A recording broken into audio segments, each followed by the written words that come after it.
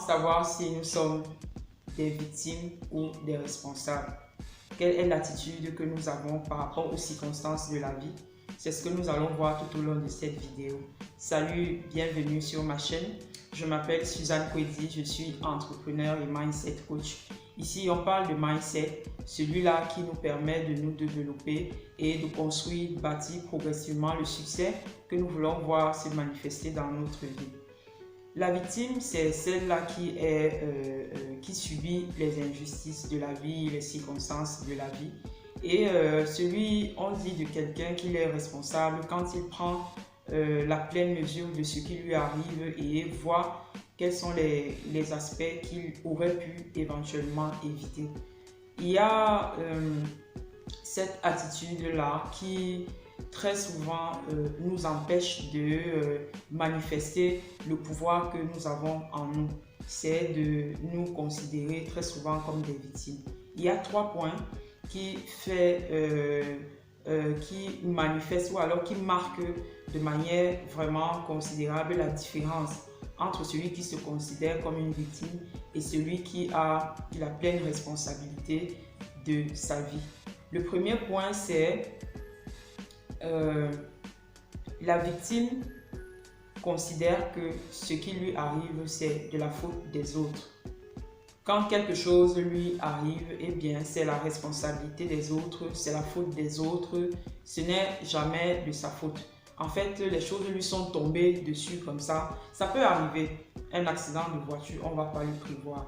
Mais là, quand on parle par exemple de notre vie au quotidien, il y a des choses qui nous arrivent et chaque fois que ces choses nous arrivent là, la personne qui se considère comme une victime va toujours considérer que c'est la faute des autres. Il va considérer que en fait, c'est du fait des autres, c'est du fait de l'injustice des autres, des autres. Et ce ne sera jamais sa faute à lui. Celui qui est responsable, eh bien, c'est quelque part, il a sa part de responsabilité dans ce qui lui est arrivé. Peut-être qu'il aurait pu mieux gérer, peut-être qu'il aurait pu mieux appréhender la chose ou mieux se préparer à cette chose-là. Si c'est arrivé, eh bien, il a sa part de responsabilité là-dessus. Un autre point, c'est que celui qui est victime, il a très souvent une question à sa bouche, là, c'est pourquoi est-ce que ça m'arrive à moi? Pourquoi est-ce que ces choses-là m'arrivent? Qu'est-ce que j'ai fait au bon Dieu? Pourquoi est-ce que les choses-là sont comme ça? Et voilà. Toute une sorte une suite de diatribes en mode plainte, en mode pleurs, pour savoir pourquoi est-ce que ça m'est arrivé. Celui qui a une attitude responsable, il va, après avoir bien entendu pleurer, parce que nous sommes des êtres humains, mais quand il va prendre du recul, lui il va plutôt se poser la question de savoir comment est-ce que j'en suis arrivé là? Comment est-ce que cette situation a pu m'arriver et comment est-ce que je peux faire pour en sortir?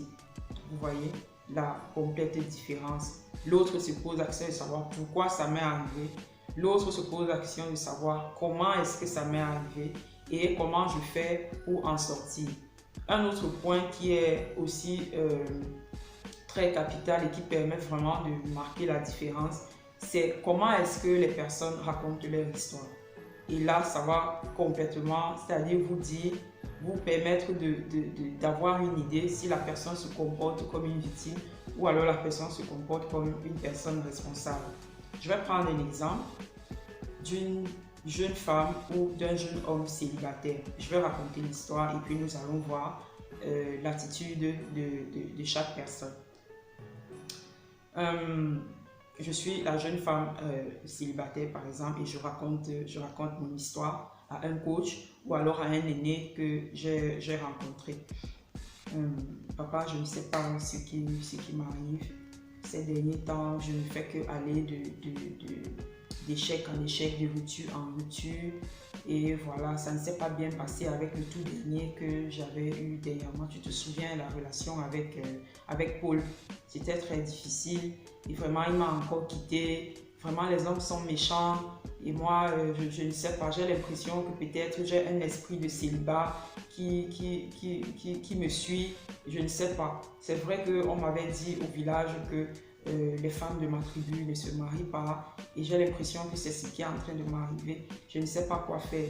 Vraiment, j'aimerais que tu me dises vraiment, je ne sais pas, je suis tellement mal et vraiment tout ce qui m'arrive là, je suis complètement désespérée.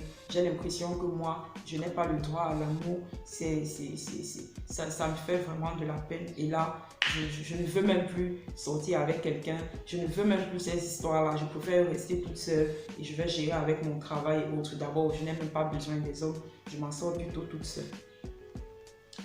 L'autre histoire. J'ai encore une fois, ça ne s'est pas bien passé avec Paul. C'est vrai que ça avait bien commencé au début et voilà, ça ne s'est pas bien passé. C'est vrai que tu vas sans doute me dire, mais et l'autre fois, pourquoi est-ce que tu en es arrivé là? Moi-même, avec du recul, je me suis rendu compte que je n'avais peut-être pas bien préparé la chose. Je me suis rapidement précipitée et je n'ai pas pris le temps d'apprendre à le connaître. Et maintenant, je suis enceinte et il est parti. Et voilà, ça me fait vraiment de la peine. Mais c'est vrai qu'au départ, il m'avait dit qu'il ne voulait pas d'enfant pour le moment.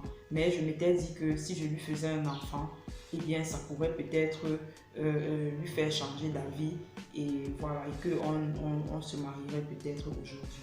Là, ça me fait de la peine, mais je me dis que je n'avais pas écouté, je n'avais pas pris en compte ce qu'il m'avait dit et je suis restée dans mes rêves en pensant que là, cette fois-ci, ce serait la meilleure relation. Je comprends que j'ai vraiment il faut que je prenne du recul et que je travaille davantage sur moi. Quand vous écoutez ces deux histoires, il y a une qui passe son temps à pointer du doigt, beaucoup plus à regarder ce qu'elle a perdu, à regarder la faute de l'autre, à regarder en fait les injustices que les autres lui ont fait et autres.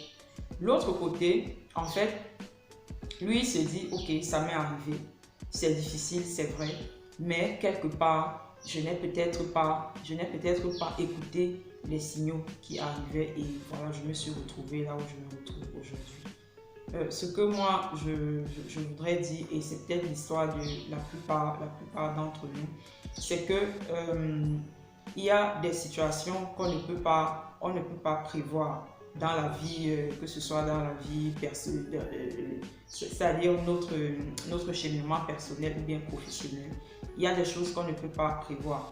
Par contre, on peut avoir une influence sur comment est-ce qu'on va prendre ces choses-là.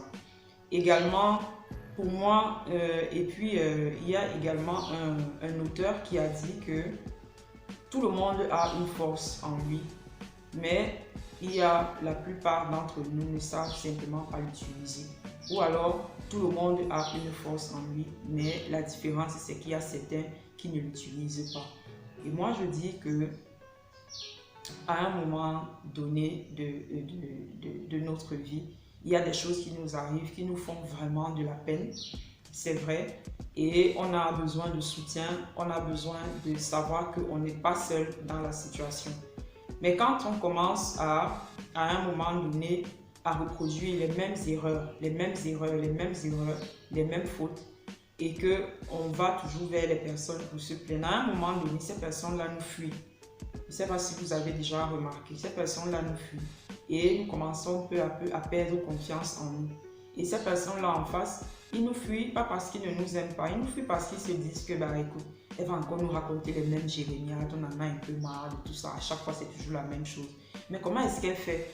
Elle fait les mêmes erreurs, elle a encore fait la même erreur, mais elle n'apprend pas de ses erreurs. Ça veut dire que ce n'est pas quelqu'un de fiable. Ça ne vaut pas la peine que j'aille vers elle. Vraiment, je préfère le mettre de côté parce qu'elle va encore venir, elle va se plaindre. Et moi, ça me fatigue. J'ai aussi mes problèmes. Il y a des personnes, souvent comme ça, là, c'est-à-dire on peut être victime d'une situation qui nous arrive, mais lorsque on se comporte comme ça au fur et à mesure, avec le temps qui ne fait que oui, on a toujours les mêmes choses, les mêmes erreurs, et bien à un moment donné, ça commence à être un problème d'abord pour nous parce qu'on perd confiance en nous. Ensuite, c'est un problème pour les autres parce qu'eux, ils perdent confiance en nous. et finalement, ils vont nous fuir. Ce sont des attitudes qui inconsciemment nous prenons, mais à un moment donné, il faut pouvoir prendre du recul et regarder et se poser la question de savoir, pour cette situation qui m'arrive là, est-ce que j'ai une attitude de victime ou alors j'ai une attitude de responsable? Et à ce moment-là, on peut s'exercer à chaque fois à toujours choisir l'attitude responsable et avancer pour chaque situation, le prendre comme une opportunité pour passer à un autre niveau. Voilà ce que je voulais partager avec vous. Si ça vous a parlé, n'hésitez pas à laisser un commentaire et le partager. C'est ensemble que nous allons nous développer. Merci et à très bientôt.